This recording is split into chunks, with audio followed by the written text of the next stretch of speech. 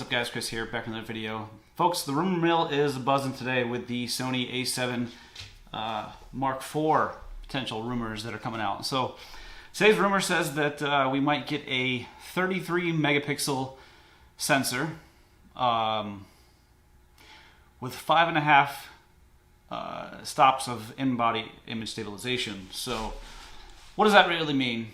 And what do I think, what's the credibility of these? I mean, I don't know these people. I mean, I'm going off Sony Alpha rumors. I don't know these people. I'm just going kind of, I don't know. I said in the past that I don't think that we'll see a bump in megapixels, and I still stick by that, stand by that. I don't think we'll see a bump in megapixels. I think it'll still be a 24 megapixel. Look at something like the A7S III. Now, the A7S III got a new sensor when it came out last year. However, it was a still a 12 megapixel sensor because of the low light capabilities of that camera. I don't think Sony wants to bump that really, and my honest opinion is, I don't think Sony wants to bump that megapixel all the way up to 30, because what 30 will do is kind of cut down on the low light capabilities of the camera. So I won't necessarily be surprised if it's not a 33 megapixel sensor. I won't be surprised if it is. Maybe I could be wrong. You know, maybe it is gonna be a bump in megapixels, but I can see that it not being. You know. I think there's a lot of people that would definitely recommend, would welcome that 33 megapixels. I would welcome the 33 megapixels as long as they can figure out some way to keep the low light capability. It is a full frame camera. It's still going to be decent low light. I just think that in the competition, you know, it is what it is. So my concern with this camera really comes down to, is Sony just doing this really so they can justify raising the price to $2,500? You know, to compete with the Canon R6. Now, and here's my thought process on that. I think the Canon R6 is a great camera. I think it's extremely overpriced, my personal opinion. I think that the entry level, and now, yes, I understand the Canon RP is there, but I don't look at the Canon RP as the entry level mirrorless full frame system. The reason I don't believe that is because I look at the Canon RP as more of a Canon Rebel type. I look at the Z5 as more of a, you know, an entry level. You know, we're not really going to put any focus on APS-C anymore. I think both camera systems are that way now. And to be honest with you, it makes complete sense to me. You know, there hasn't been an EFM camera in a couple of years now. The M6 Mark II was the last one, I want to think, that came out in 2019, summer 2019. Maybe it was even earlier than that. Could have been spring of 2019. But anyways, that was the last APS-C camera that Canon has put out, folks.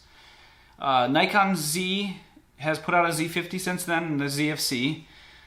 Sony has put out the same camera over and over and over again, right? In their APS-C version. Yeah, the ZV-E10 is a new camera, but if you really look into the specifications of the camera, it's exactly the same as every camera they've put out since 2016, right? It's exactly the same. There's no difference whatsoever. So what I want to see Sony do is something like what this camera here has done. I'm on the Panasonic S5 right now. And the S5 has got 4K 10-bit video, 4K 60. You know, yes, there's a crop in 60 FPS, but there's still 10-bit video option in this camera. And it's still under $2,000 with a lens. I do not want to see what Canon, like you look at something like the Canon R6, man, I think that's a great camera. And to be honest with you, if that camera was priced correctly, meaning $2,200 with the little STM 24-105 kit lens, I'd have one right now. I promise you. And I'm not the only one out there. I can probably should promise you that too. I'm not the only person out there that would be like, yep, that'd be the camera for me, because it's, I mean, it's got everything. That Canon R6 it's perfect. It's got everything except they got $2,800 for that camera with the kit lens plus taxes. You're over $3,000 when you look at the end of the day. So I'm hoping that Sony isn't looking to be like, okay, well, we have to keep up with that one. No. You need to keep up with this camera, folks. You know, if you want to spend a bunch of money on a camera, that's what the A7R IV is for. That's what the A7S III is for. You know, if you are a dedicated video shooter, you know, and you want to have the best quality video, and I'm not saying that the Sony A7 IV needs to have 4K 120. It needs to have 4K 60, and that's all. That's it. I don't really necessarily care about the 24 megapixels. I don't think it really needs to go up anymore, 30 to 33. again, it's a welcome thing. It's a welcome thing. I'll take it. But I don't think it needs to happen. I think what needs to happen is the camera needs to be at a certain price point. I don't care what the specs are. It needs to be at a certain price point. You know, there's been a recent drop in the A7 III in price. That's probably just a sale, and it's probably going to go away. I think that price needs to stay that way.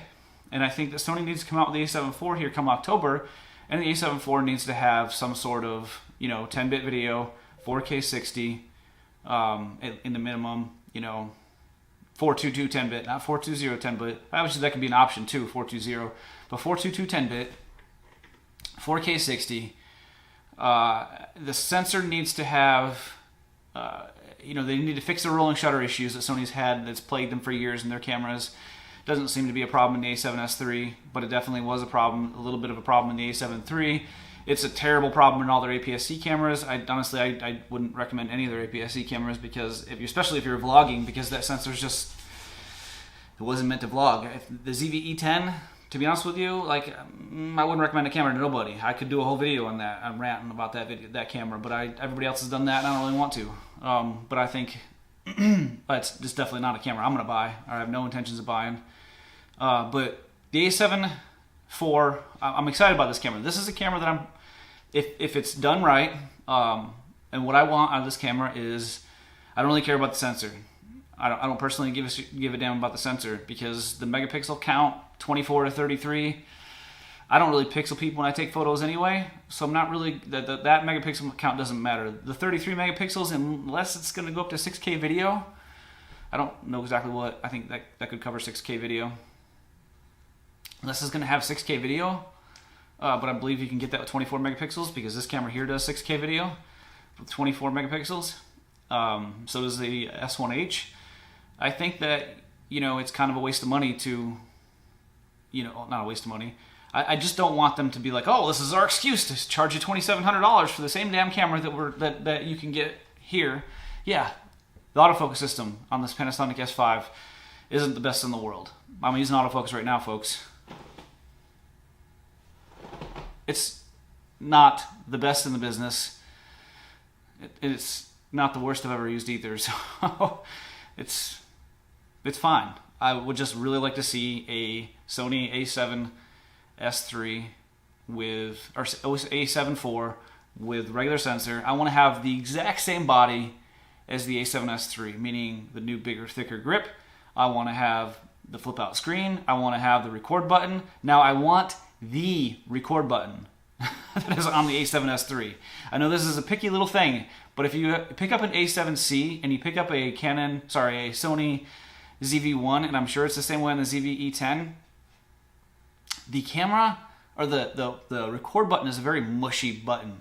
Now, on the A7S III body, it seems to me that they had the programmable buttons, the 1 and the 2 on the top, P1, P2. They just took the P1 off and put a little circle on there and mapped that button to record. That's what I did with every Sony camera I've ever owned anyway.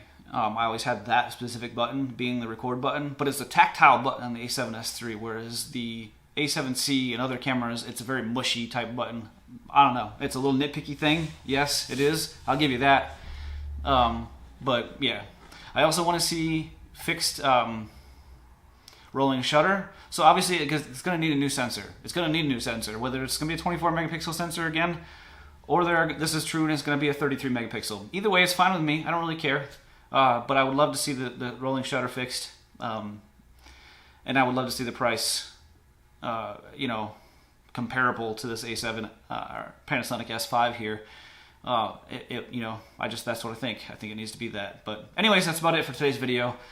Update on the new sensor potential for the A7 Mark IV. October timeframe, folks. October. This is going to be a camera that I'm going to pre-order. I've got money set aside for it right now. When this camera comes out, I will be probably one of the first people pre-ordering this camera. It definitely will be in my bag. I'm not getting rid of anything that I currently own. I don't really like to trade out my cameras all that often, even though I have. But I'm pretty set with my S5 right now for my video, my Fuji X-T4 for photography, my Panasonic HC-X2000 over here for, you know, audio and like the zoom capabilities of it, and then having probably this goes to my B camera, secondary camera, and then the A7 IV being my primary camera in the future. So that's about it for today's video. Hope you guys enjoyed. Thank y'all for watching.